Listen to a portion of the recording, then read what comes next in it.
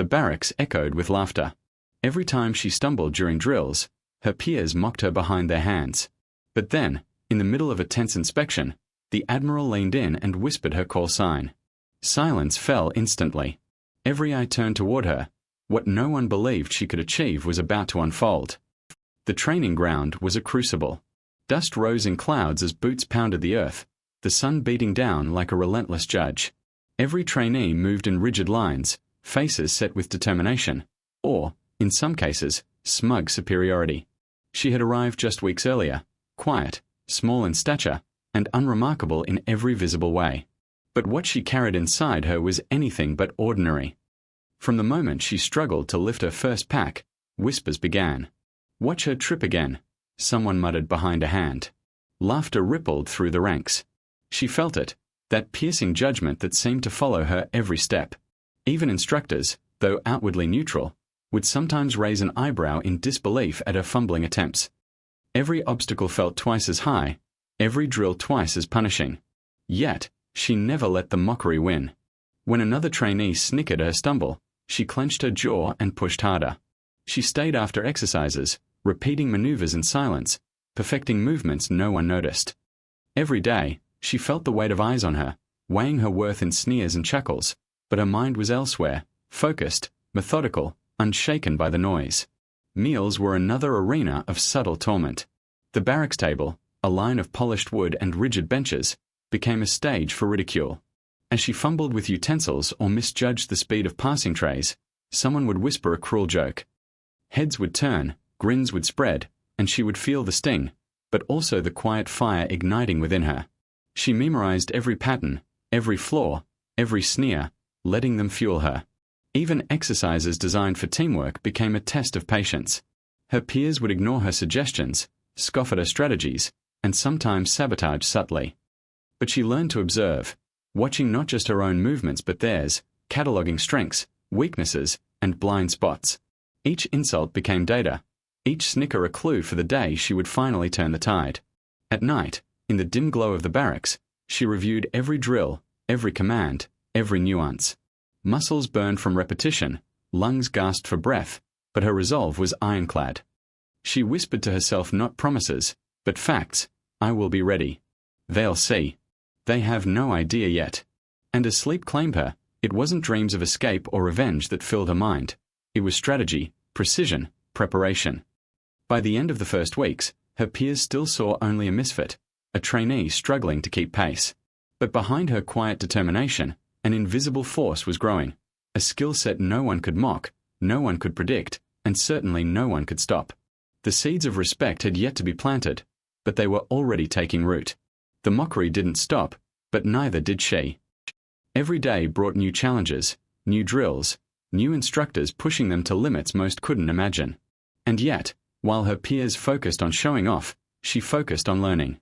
She noticed patterns others missed, how a commanding officer's eye moved when issuing orders, how a misstep in formation could ripple into chaos, how subtle shifts in balance could save seconds during an obstacle run. It wasn't flashy, and it wasn't meant to impress anyone. Her victories were measured in tiny increments: a pack hoisted without faltering, a perfect turn in formation, a run completed without a stumble. Each success was quiet, invisible to the laughing eyes around her, yet it fueled her. Where others sought applause, she sought mastery. During team exercises, her peers often dismissed her input, but she listened.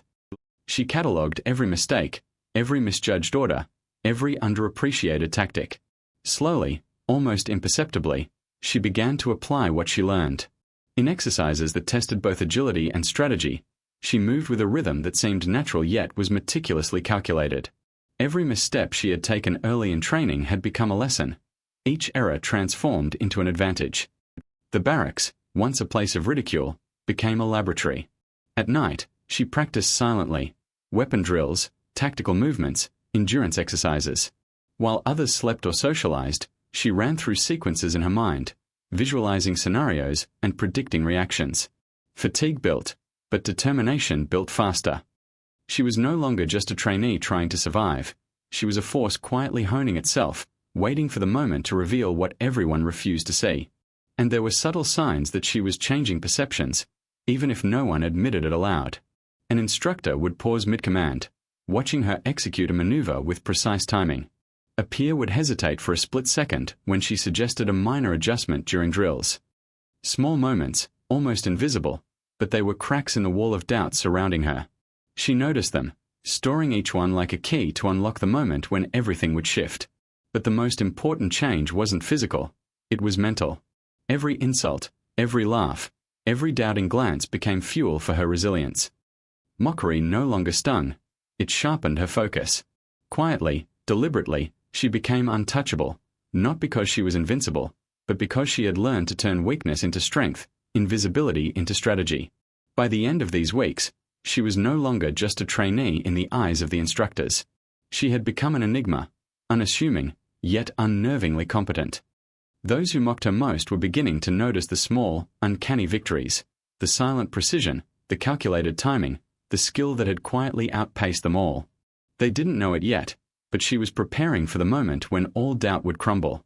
The morning sun beat down on the training ground, casting long shadows over the soldiers lined up in rigid formations.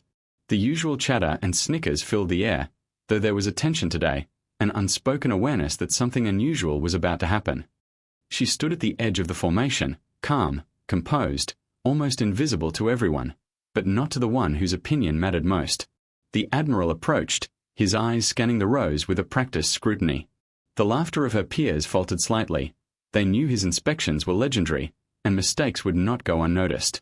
She didn't flinch, didn't adjust her stance. She simply waited, letting the anticipation build in the charged silence of the morning. Then it happened. In a voice barely above a whisper, meant for her ears alone, the Admiral spoke her call sign. A sound so simple, yet so loaded with meaning. Time seemed to slow. Every head turned, every laugh died in the throat of those who had mocked her for weeks. The call sign was not just recognition, it was an acknowledgement of skill, of potential, of authority that no one had yet dared to admit existed in her. The reaction was instantaneous. Eyes widened, jaws tightened, and for the first time, her peers saw her not as the clumsy, overlooked trainee, but as someone far beyond what they had imagined. The mockery evaporated in the heat of disbelief, replaced by a stunned respect and a creeping unease. The same hands that had pointed and laughed now trembled with uncertainty. Could it be possible that she had always been capable of what they had dismissed as impossible?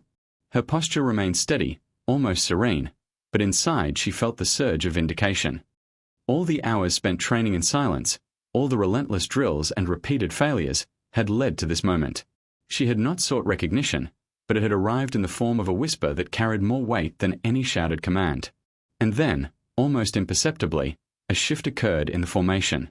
The soldiers who had mocked her began to follow her lead in drills, hesitantly at first, then with growing confidence. Their whispers were now tinged with or rather than derision. She moved, they mirrored. She acted, they responded. The dynamic had changed completely. In that instant, the barracks and training grounds were transformed. The same woman they had ridiculed was now the standard against which they measured themselves. The Admiral stepped back, nodding ever so slightly. He had seen what everyone else had missed. She had endured ridicule, mastered her craft in silence, and emerged not only unbroken but dominant. The echo of his whisper, the call sign, would remain with everyone who heard it, a reminder that underestimating her had been a grave mistake. From that day forward, nothing would be the same. Mockery had turned into respect, doubt into admiration, and the woman who had once struggled to survive the training ground had become its quiet, undeniable force. The call sign was not just a name, it was a statement. She had arrived, and no one would ever overlook her again.